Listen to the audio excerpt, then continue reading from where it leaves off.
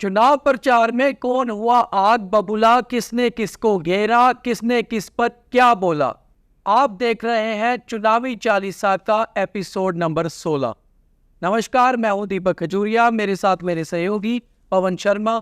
और आज चुनावी चालीसा में आपके लिए बहुत मसाला है, क्योंकि आज दिन भर बहुत कुछ हुआ।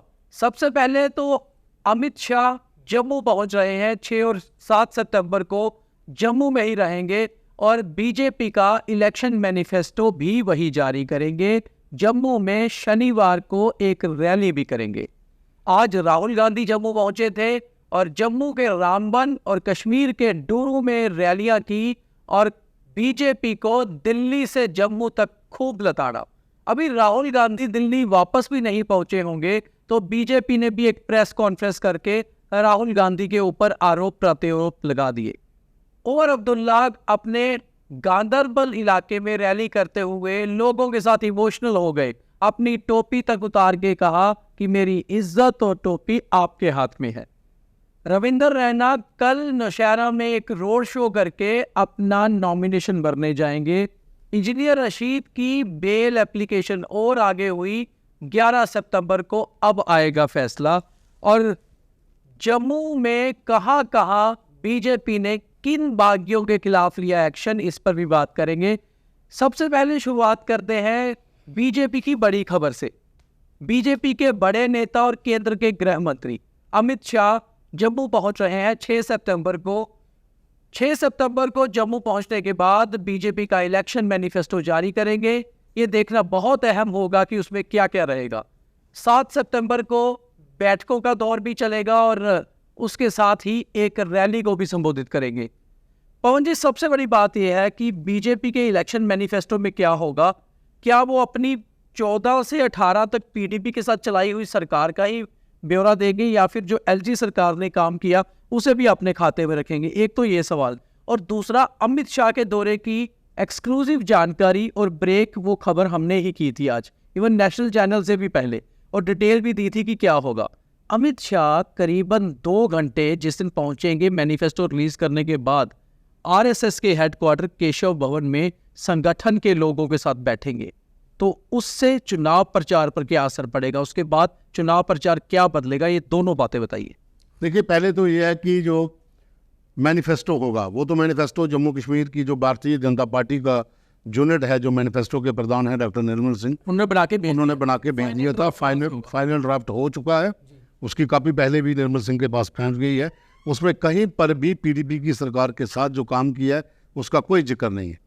मतलब एलजी सरकार के उसमें भारतीय जनता पार्टी ने ये रखा है कि जब से हमने जम्मू कश्मीर से धारा 370 को हटाया है, उस दिन से 35A को हटाया है। हमारा मैनिफेस्टो उसी दिन से शुरू होता है जब हमने ये दोनों स्क्रैप कर दिए। और उसके बाद एलजी प्रशासन ने जम्मू कश्मीर में कितने बड़े इवेंट करवाए, कितने बड़े प्रोजेक्ट लॉन्च किए, कितना काम हमारी सरकार ने किया under the direction of PM Modi.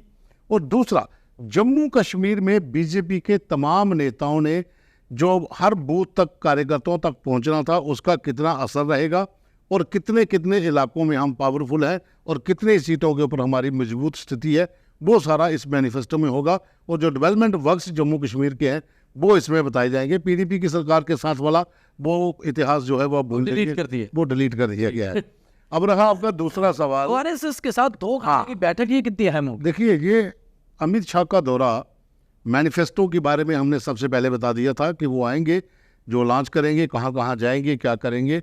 जो आरएसएस के कार्यालय में जाना है केशव भवन में, वो एक संकेत है कि आरएसएस के जो लोग रूठे हुए हैं टिकट आवंटन को लेकर, हाँ, क्योंकि ये बहुत जरूरी है कि जम्मू कश्मीर में भारतीय जनता पार्टी की टिकट आवंटन को लेकर बहुत ज़्यादा नाराजगी उम्मीदवारों के साथ साथ संगठन के लोगों की भी रही है।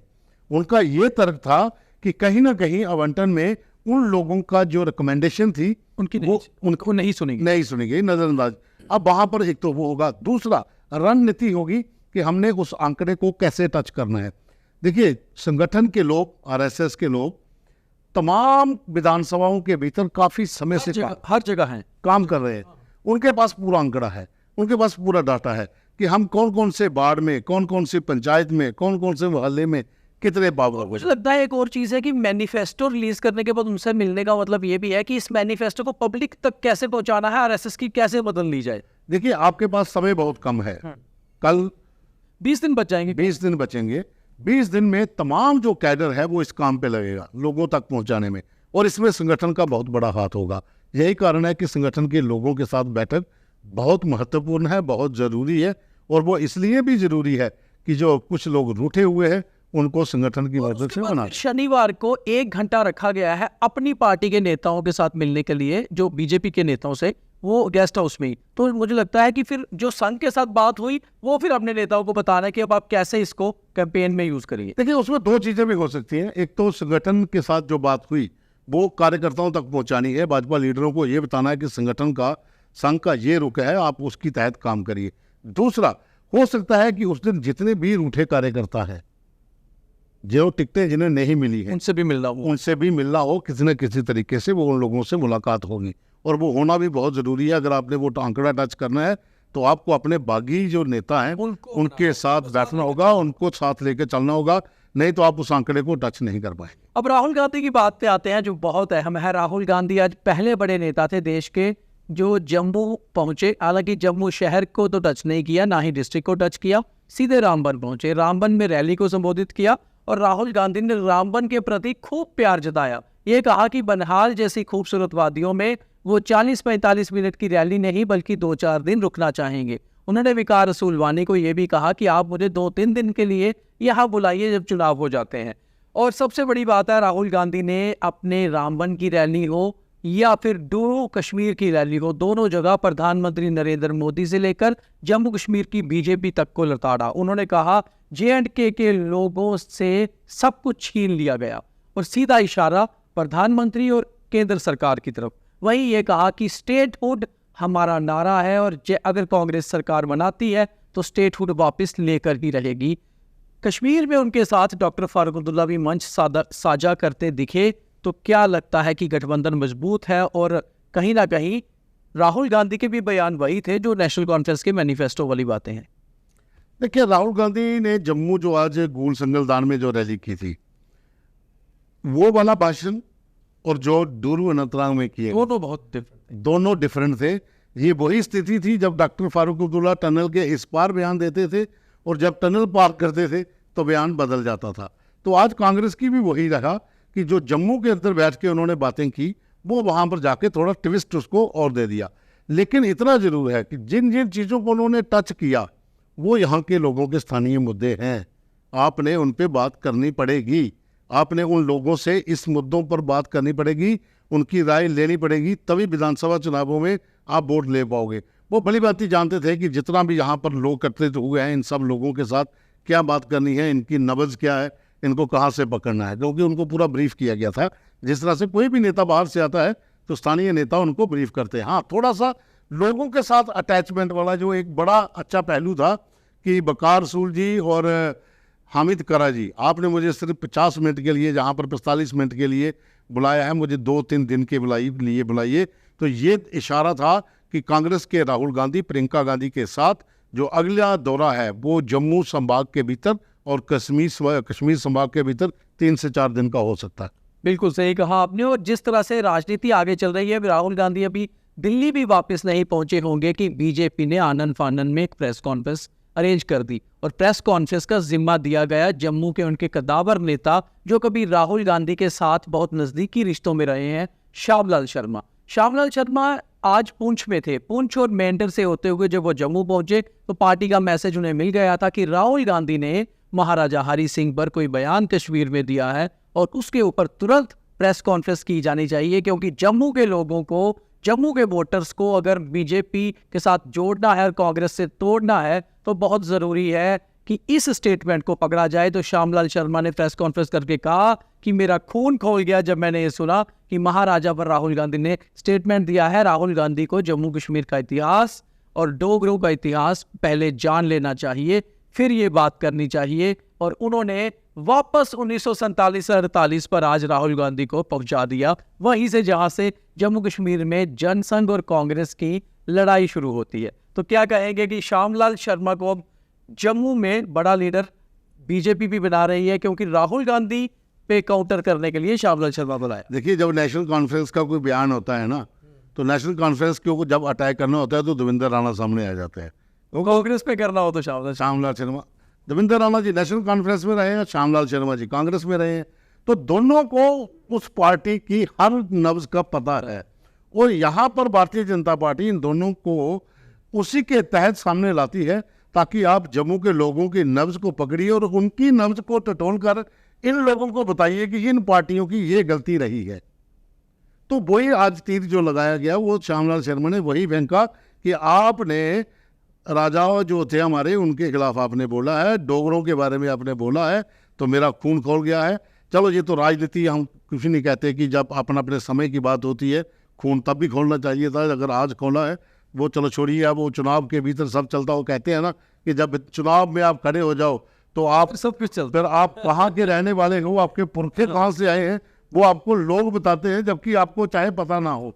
तो चुनाव में ये सब चलता है। लेकिन हाँ, एक चीज़ ज़रूर थी कि श्यामलाल ने जिस तरह से पहले कांग्रेस में रहते हुए जम्मू की बात का दम रखा था, वो आज भारतीय जनता पार्टी की मंच के ऊपर बैठकर भी उन्होंने ये बता दिया कि भले ही मैं बीजेपी में आ गया हूँ, लेकिन जब मैं कांग्रेस में भी था तो वहाँ पर भी जब जम्मू की बात होती थी तो मैं ऐसे ही जम्मू की बात रखता था। ऐसे ही एक तस्वीरें कश्मीर से भी निकल कर आई। आज उमर अब्दुल्ला गांदरबल में थे, जहां से वो चुनाव लड़ रहे हैं, और गांदरबल में उमर अब्दुल्ला ने अपनी टोपी उतारी लोगों के सामने और ये कहा कश्मीरी में कि मेरी इज्जत और मेरी टोपी आपके हाथ है, आपको देखना है। तो उमर अब्दुल्ला को, जो गांदरबल से 2 चुनाव जीत चुके हैं, अभी भी शायद खतरा लग रहा है कि कहीं गांदरबल से उन्हें कोई टक्कर ना दे जाए, इसलिए वो गांदरबल में इमोशनल स्पीच पे उतराए। Omar Abdullah normally emotional speech देते कम है, फारूक अब्दुल्ला इसके लिए मशहूर है, मगर उमर अब्दुल्ला पहली बार इमोशनल होते हुए दिखे। और गांदरबल अपनी कॉन्स्टिट्यूंसी जहां से वो चुनाव 2 बार जीते भी हुए हैं, तो इसका मतलब कहीं ना कहीं कश्मीर में भी नेशनल कॉन्फ्रेंस को के बड़े नेताओं को डर सता रहा है। देखिए, फारूक अब्दुल्ला जो है ना, जो नेशनल स्कूल ऑफ ड्रामा से जो ग्रेजुएट होते हैं ना एक्टर, वो उनके गुरु है एक्टिंग के मामले में। मगर उमर जो है वो स्पष्ट राजनीतिक लोग हैं, पढ़े लिखे हैं, वो अपनी राजनीति करते हैं। हाँ, उनको जो हार है ना जो लोकसभा की, वो पच रही है। और यही कारण था कि जब उन्होंने हारने के बाद एक बयान दिया था कि मुझे इतनी जोर से थप्पड़ पड़ा है कि पूरी उम्र में याद रखूंगा। तो आज उन्होंने अपने विधानसभा चुनावों में गांदरबल में लोगों से ये कहा था टोपी उतार कर कि ये मेरी टोपी, मेरी इज्जत है, मैं आप लोगों के सामने रख रहा हूँ। और लोगों ने नीचे से आवाज़ें लगाई थी कि जनाब ऐसा मत करिए, हम टोपी पहनिए, हम आपके साथ हैं। तो ये एक सेंटिमेंट्स भी हो सकते हैं वोटर को लेकर, लोगों के वोट लेने का तरीका भी हो सकता है। लेकिन जिस तरह से रैलियों में डॉक्टर फारूक अब्दुल्ला इस तरह इमोशनल होते हैं, इतना उम्र नहीं हो पाए, क्योंकि मैंने जैसे पहले कहा कि फारूक अब्दुल्ला बहुत मंझे हुए खिलाड़ी है, बहुत बढ़िया नेता है और चर्चित नेता है। उनको पता है कौन सी जगह पर कहाँ पर सुर्खियों में रहना है।